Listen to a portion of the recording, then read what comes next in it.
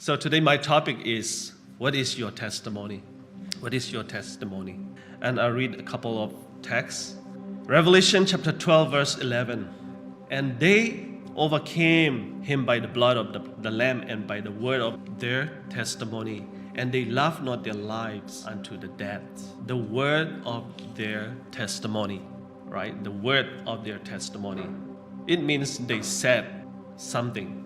So it continues, they love not their lives unto the death. So it means you say a word, your commitments or your testimony, then it follows, activities or actions. They love not their lives unto the death. Proverbs 18:21 say, death and life are in the power of the tongue, and they that love it shall eat the fruit thereof.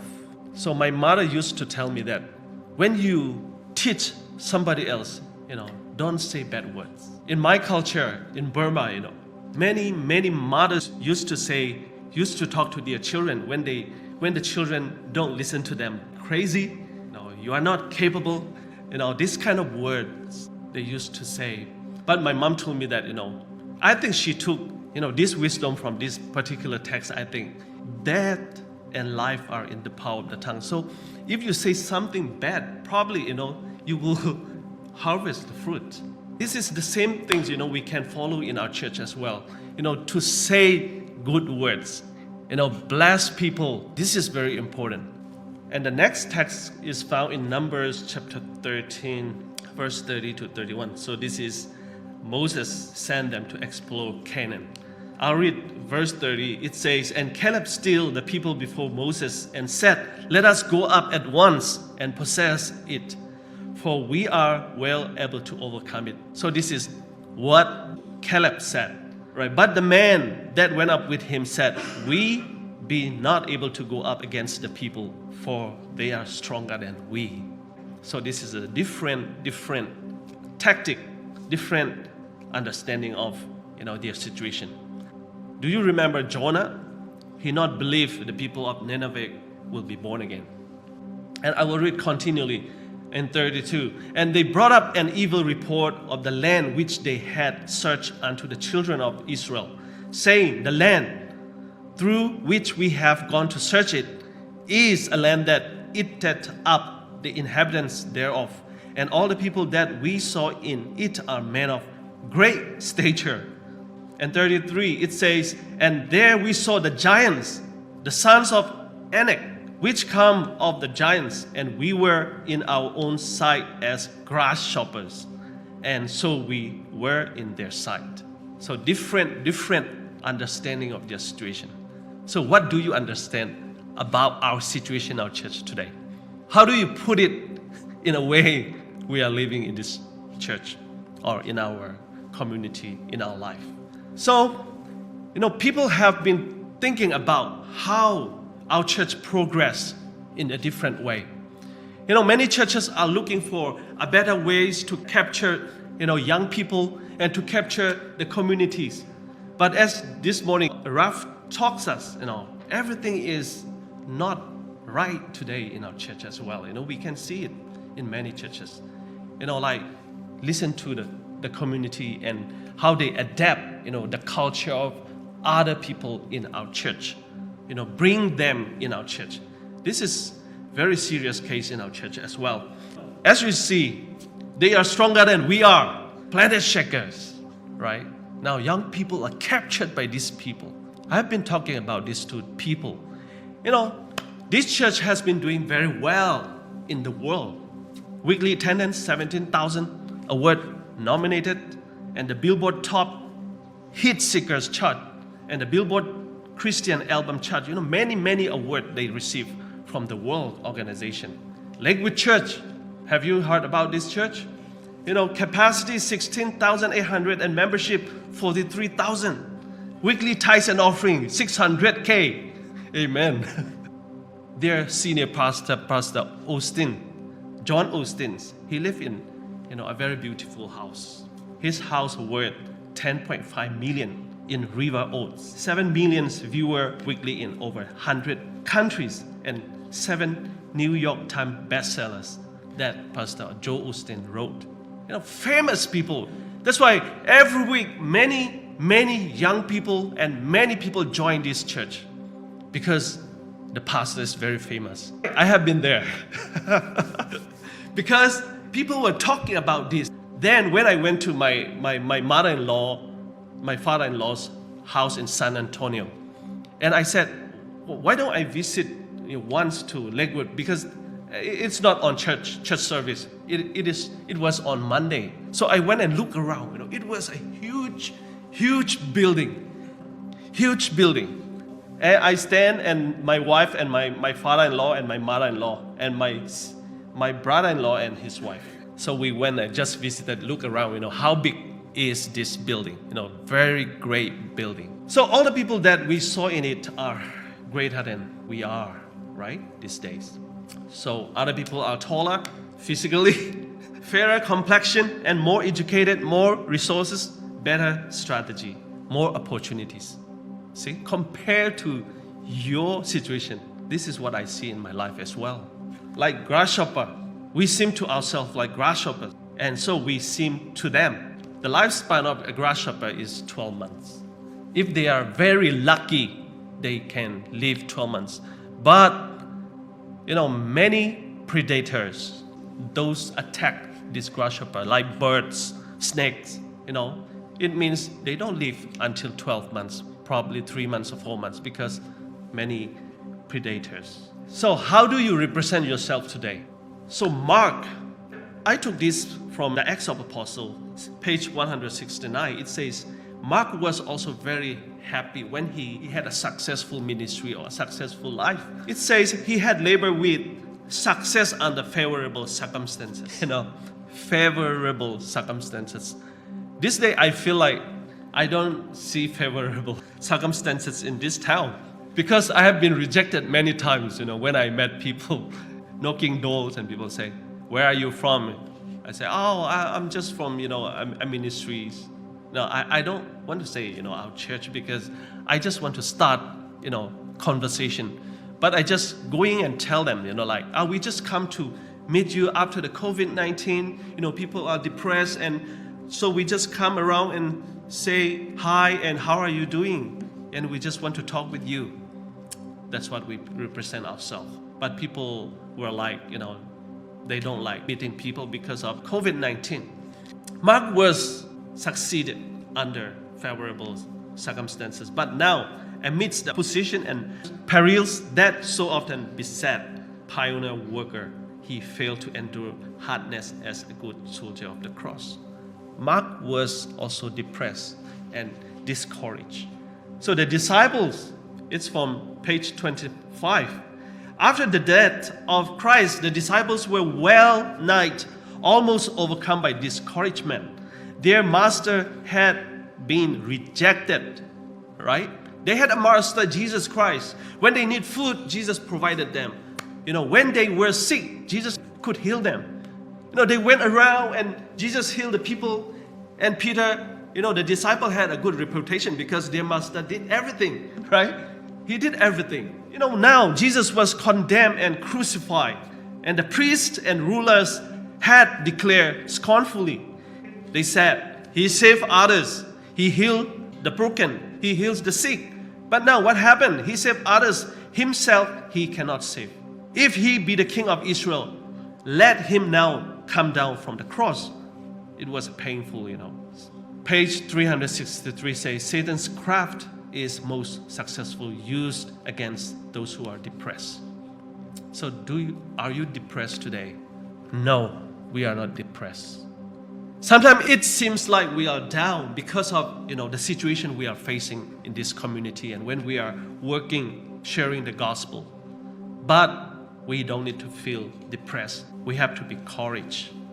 Satan is taking advantage on how you feel today. So John chapter 16:33, it says, this thing I have spoken unto you, that in me ye might have peace. That is a beautiful encouragement from God. Because peaceful mind is important in our Christian life. In the world, ye shall have tribulation, but be of good cheer. I have overcome the world. Jesus had already overcome the world. Jesus faced everything. Today, you might be crying, but Jesus cried. And Jesus had pain. His skin were torn apart. And I am very fortunate that I haven't been bitten by people. Even though I go around, people will just close their door. But I wasn't bitten by people. I'm still okay. But Jesus was bitten by people, and he was spit on his face. No people spat on me until today. How much more we need to have peace in our life as we are Christian Seventh-day Adventist church members. So enduring hardness. This is from Cole Porcher, Evangelist, page 84. He who in his work meets with trials and temptation should profit by this experience. What we experience, hardship, everything must be our profit. In outside world, people are just doing a lot of investment because they want to have profit. So the same thing in our Christianity. If you are a good Christian, how do you invest your life to have a good profit? This quotation exactly say about this. He who in his work meets with trials and temptation should profit by this experience, learning to lean more decidedly upon God. He should feel his dependence every moment. No complaint should be cherished in his heart or be uttered by his lips. When successful, he should take no glory to himself, for his success is due to the working of God's angel upon the heart. And let him remember that both in the time of encouragement and the time of discouragement, the heavenly messengers are always beside him. He should acknowledge the goodness of the Lord, praising him with cheerfulness. Amen. Hallelujah. Whenever you're facing difficulties, whenever you feel like you want to cry, please remember that God's heavenly messengers are with you. They will go with you wherever you go. It will be difficult to approach people. Sometimes your heart can be hard because of somebody talk to you something. But remember that God's messengers are with you. There is a good record in heaven because of the good work that you have done for the Lord today. Psalm chapter 42 verse 4. Do not just listen to yourself. In Psalm chapter 42 verse 4. These things I remember as I pour out my soul. How I used to go to the house of God and under the protection of the Mighty One with shouts of joy and praise among the festive throng. He was happy and he praised God. He had a good time. Now he was remembering, what had happened, and he was like, he felt something and discouraged. What we can learn is do not just listen to yourself that, what had happened, what you have done, and compare to what is happening right now. But what we have to do is instead talking to yourself, why, my soul, are you downcast? We don't let it happen. Why so disturbed within me? Put your hope in God, for I will yet praise him, my Savior and my God. Verse 42, verse 4, he was talking about, how he was upset about, what is happening right now. Because the situation he had before and now is totally different. Now, he doesn't have a feeling like, he doesn't have a situation like he can go to the temple and praise God. But now, instead of, thinking what he was experiencing, now he said, why, my soul, are you downcast? Why so disturbed within me? So put your hope in God, for I will yet praise him. Whatever situation we are in, we have to praise him. We have to still, grab, the salvation that Jesus already given unto us. And now we have to go on, to have this praise and peace of mind and, to see our Lord Jesus Christ in our daily life. Joshua chapter 1 verse 6 to 9, it says, be strong and courageous. Be strong and courageous, because you will lead these people to inherit the land I swore to this ancestor to give them. So Moses encouraged Joshua. The other side says, you will not go to this land because the people are bigger than you, and everything is bigger than you. You will not win because there are many armies. They are experienced armies. How can you win? But Joshua and Caleb say, we will go and fight, this land, and we will take it for our inheritance. That's when Moses encouraged Caleb and, the other believers, be strong and courageous. Verse 7, be strong and very courageous. Very courageous. Not enough just courage. Very courageous. Keep this book of the law always on your lips. To be, strong in the Lord. To be full of courage and full of knowledge, full of understanding about how Jesus won on the cross. This is one of the things that very important in our life is keep this book of the law always on your lips, right? Meditate on it day and night so that you may be careful to do everything written in it. Then you will be prosperous and successful. So to have peace in Jesus, to have peace in our life, the law of God and the precepts, what is written in the book of Ellen White, everything that we have to learn from in the spirit of prophecy and the Bible is very important. Because it is written here, keep this book. Before Caleb and the group to take over, the land of Canaan, Moses exactly talked about this. Keep this book while you are fighting, while you are entering into the Canaan land. Just keep this book of the law always on your lips. That's why, when we are fighting, the threats and the trials and the temptations coming from Satan's, we have to put the law, the truth, whatever written in the Bible, we have to put it, always on our lips would be very important to fight what we are facing in this world. To meditate, it can bring you prosperous and successful, So be courageous and be strong. Do not be afraid. Do not be discouraged. That's what Moses, encouraged Caleb and his friends before they are going to fight, the land of Canaan. So Deuteronomy chapter 31, verse 7 to 8, Moses called unto Joshua. It also written in Joshua chapter 1, verse 6 to 9. And also now we can see in Deuteronomy chapter 31, Moses called unto Joshua and said unto him, in the sight of all Israel, be strong and of good courage. He kept saying, be strong and good courage. Today in our church, we need, this statement, this verse, this conversation that, Moses had with the Joshua and his group. The Lord is still talking to us that we need to have this courage. We need to be strong. And whenever we go out to share the gospel to our community as well. And verse 8, the Lord, He is that doth go before thee, and He will be with thee, and He will not fail thee, neither forsake thee. Fear not, neither be dismayed. This is a very strong encouragement from the Lord. Now Deuteronomy chapter 31 verse 7 to 8 is a very good statement for our life as well. Whenever you are discouraged, whenever you go out and something you are facing, not happy, and we can read it again and again so that we may have this courage in our life as well. So I will read Christ's object lesson. I like it very much, this page 145 to 146. I think it will be still there. And I'll read it. But many have not a living faith. This is why they do not see more of the power of God. Their weakness is the result of their unbeliefs. They have more faith in their own working than in the working of God for them. They take themselves into their own keeping. They plan and devise, but pray little and have little real trust in God. I have decided to do fasting today because when I prepared this sermon,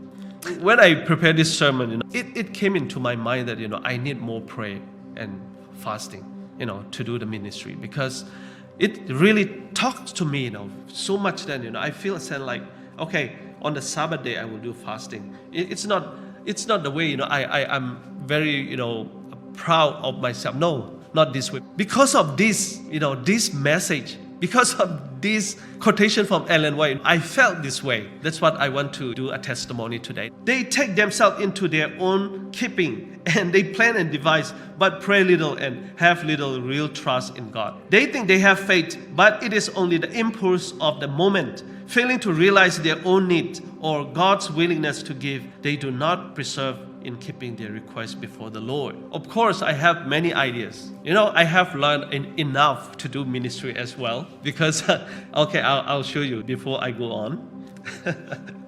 See, this is what I did in Philippines. In 2008, I did Master of Divinity. I did Master of Business Administration in 2005. So I have double degree. But I have been thinking myself, what did I learn? What have I done? It's nothing, it's nothing. When I come to Hillsville, I have planned and I went out and I have all the resources. From the church, from the conference. And Pastor Trevor always talk to me every week. And we have planned, but it doesn't work.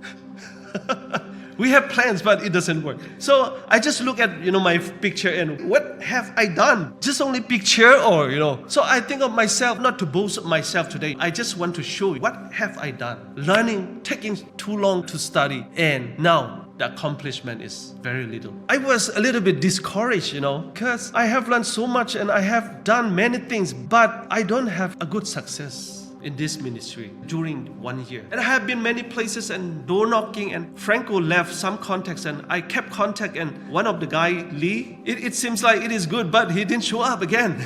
And what happened today? And the whole week I have been thinking about this and okay, I'm going to preach this, not only encouraging church members, but I just encourage by myself.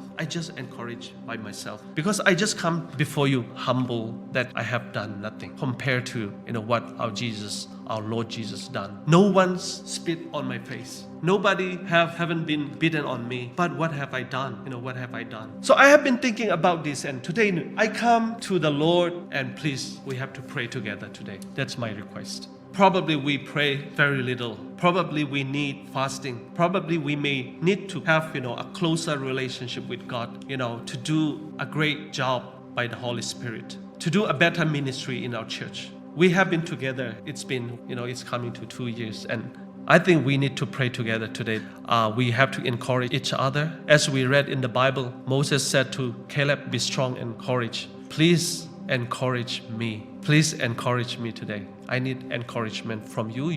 I request all of you standing right now, and please lay your hands on me right now.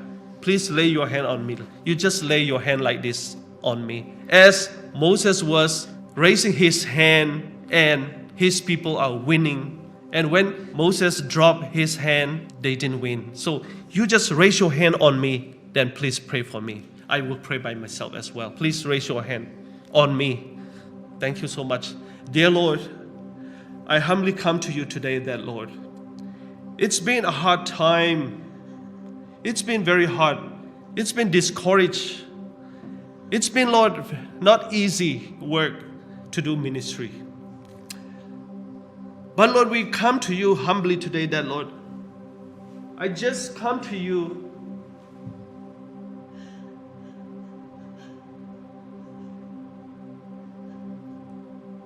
I know, Lord, I have nothing to proud of myself. I have learned a lot, but Lord, it's nothing today. I have many plans before I come to this church, but it didn't work. But I have been talking with my mentor, Lord, Trevor, Lord. He had many plans as well, but Lord, it didn't work. Lord, today we have some contacts, but they didn't show up.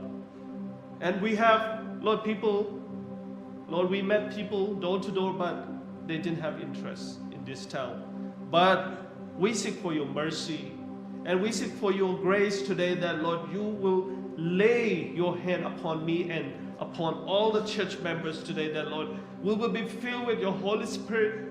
We will be filled with encouragement, and we will be filled with your mercy. And when we go out from this church, we will be filled with the Holy Spirit. And when we go out and meet people, there will be a different setting. There will be a different story that, Lord, when people meet us, when people see us, that, Lord, they will see us like, Lord, we are from you. We are a representative from you, that people will have interest to study the Word of God, and many people will come to this church, and this church will be filled with people and will worship and will praise your name, Lord. This is my prayer, that Lord, you will encourage me, you will encourage all of us this morning in this church, and those who didn't show up today as well, that Lord, you will do a miracle in this church, Lord. And please let us be the miracle in this church. Lord, this is my prayer, that, Lord, all of us come to you humbly. We, Lord, put everything under your feet. And Lord, you look at us and, Lord, heal us. What we need in our life, you know, Lord. Everything you know us. Lord, you counted our hairs, and Lord, you know everything in us. You know what we need in our life. Please fill us with your Holy Spirit. Please fill us with something we need in our life. Thank you so much, Lord. Bless each one of us this morning. Thank you so much. In Jesus' name I pray. Amen. Thank you so much. Please be seated. So this is the end of my sermon. I just want to give you my testimony, and I have been feeling emotional, but please forgive me, because I really feel it. I really feel it for the ministry. Thank you so much. May God bless you.